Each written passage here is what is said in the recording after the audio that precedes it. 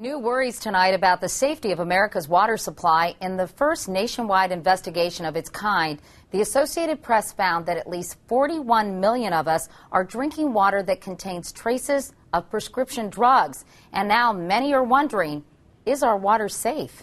Here's Nancy Cordes.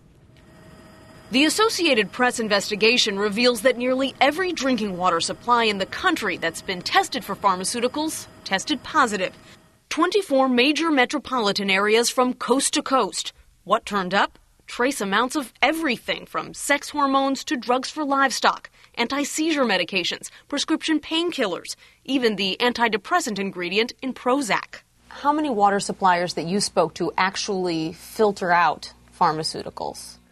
Virtually no water supplier we talk to will claim or can claim to entirely filter out pharmaceuticals because the treatment systems aren't designed to filter out pharmaceuticals. In Philadelphia, for example, scientists detected 63 different pharmaceuticals in the untreated watershed and 56 in the drinking water. Just a handful had been eliminated by filtration.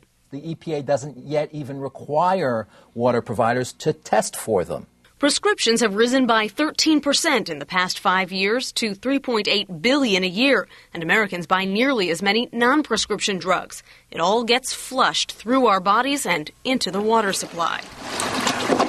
We are a medicalized society, and I think it's important for people to recognize the kind of public health implications of this kind of medicalization. The concentration of drugs Americans are drinking is very low, like 1 part per billion.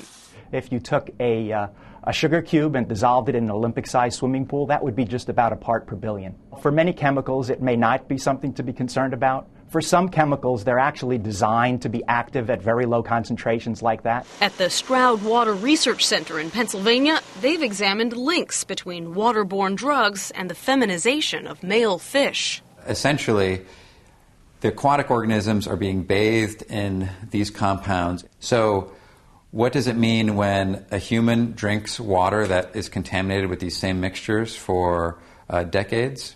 It's really unknown. If the risks are unclear, so are the solutions. Home filters aren't designed to remove all drugs, and bottled water often comes from the very same source as tap water. Nancy Cordes, CBS News, New York.